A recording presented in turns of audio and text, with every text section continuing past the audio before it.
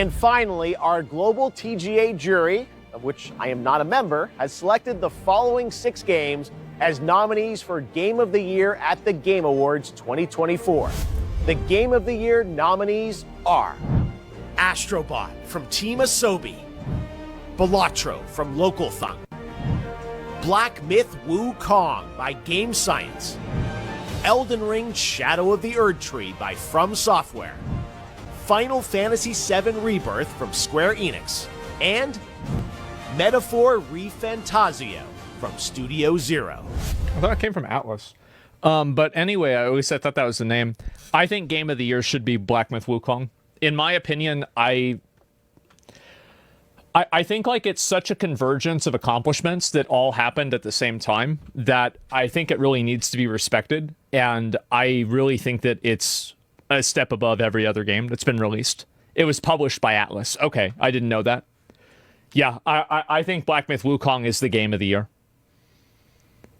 The only thing is, like, if people say Final Fantasy VII, I can't tell you you're wrong because I haven't played it. But for me, I think it's by far Black Myth Wukong. Like, and to keep in mind, another thing is that, like, I played this game. I beat the entire game. Like, I went through New Game Plus 1, 2, and 3 in order to unlock every single thing and unlock Wukong's stance in the base game. I really like this game. What the fuck? Yeah, because I thought it was really good. It was an insanely good game. So that's my Game of the Year. So there you have it. Those are your nominees for Game of the Year. And yes, that means you'll hear the Game Awards Orchestra, conducted by Lauren Balfe, play their themes live on this very stage on December 12th. But before then, you should head to thegameawards.com to help select the winners by casting your ballot in all categories. Also, stay tuned for the announcement of our Player's Voice category, where fans 100% select the winner from 30 nominees. We'll announce those nominees on Monday, December 2nd. The winners in all categories will be revealed live during the Game Awards when it streams globally on Thursday, December 12th, starting with the opening act at 7:30 p.m. Eastern, 4:30 p.m. Pacific, 12:30 GMT at thegameawards.com. We're going to watch it. Our team cannot wait to share our 10th anniversary show with you. I hope to see you then. And don't forget to cast your vote. Pretty good video. Player's Voice equal Genshin or another gacha will win. You guys think so? Is that it? Should have included Luis's voice actor for the voice acting. Yeah,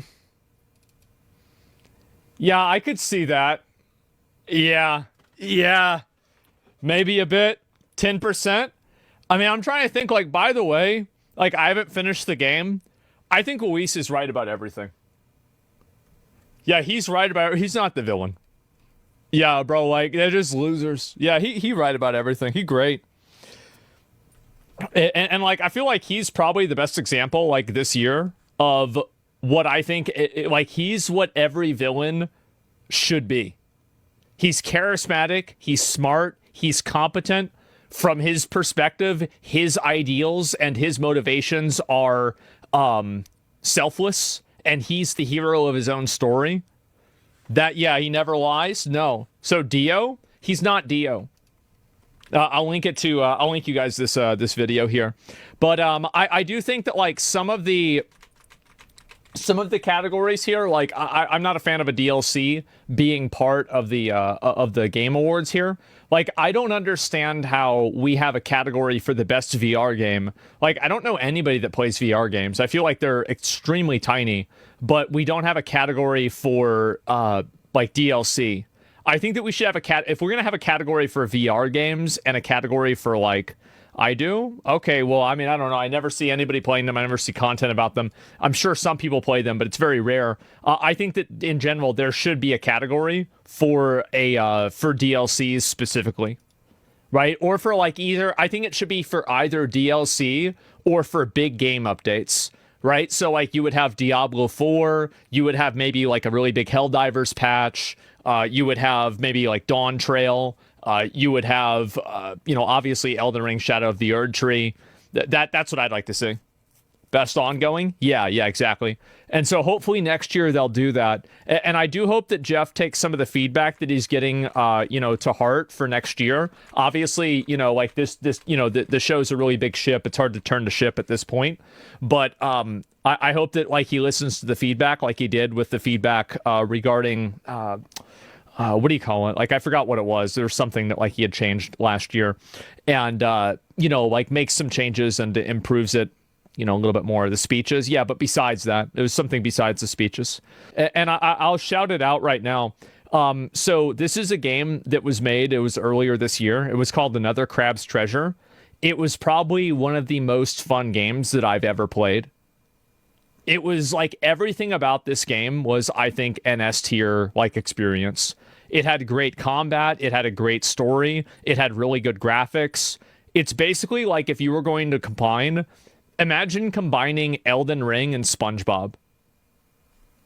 And then add in a little bit of like, I don't know, like a little bit of environmentalism. It was just insane. It was such a great game. And at the end of it, it just got so much better. I absolutely would recommend this. Stellar Blade. So I think Stellar Blade... It would be really cool if Stellar Blade won Best Action Game of the Year. I could see that, but there's so many other games. I don't know. Stellar Blade, I think, was a solid 8 game. Like, it might have been an 8.5, but I think it's somewhere around an 8. Half of the year? Yeah, sure. But Grand Blue Fantasy Relink? I think Relink was a very good game, too, but I think Stellar Blade was better than Relink. Wukong not in Best Narrative category? You know what? That's actually a really good point.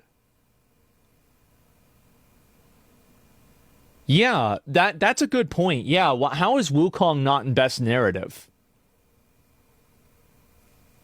Nah, yeah, story on Wukong sucks. I don't think it does. I thought it was pretty good. I liked it. It's a literal classic, like what the fuck? Yeah, so that's really it. Ain't no way they're gonna... There's Act-Man farming. Ain't no way they're gonna give it Elden Ring Game of the Year twice.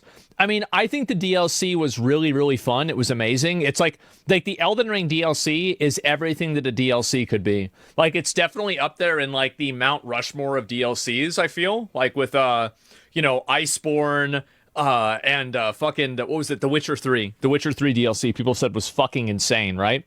So, yeah, Phantom Liberty, yeah, sure. But I really, really liked it a lot. I just don't think DLC should win Game of the Year because it's not a game. It's an addition to a game. Just, little fucking semantics thing, right? And, DLC getting legitimate Game of the Year nomination's a joke. Yeah, I think a lot of people are critical of that. Best Game Direction and Game of the Year nominees have the exact same nominees. Yeah, true. They're nominating Grand Theft Auto 6 for most anticipated, but isn't even a challenge for Grand Theft Auto 6. Though, to be fair, it wasn't really a challenge for Baldur's Gate 3 to win. Let's be honest, right? I mean, just because somebody has a clean sweep and somebody wins very easily doesn't necessarily mean that the people that are running the show are doing a bad thing. So that's kind of the way I see it.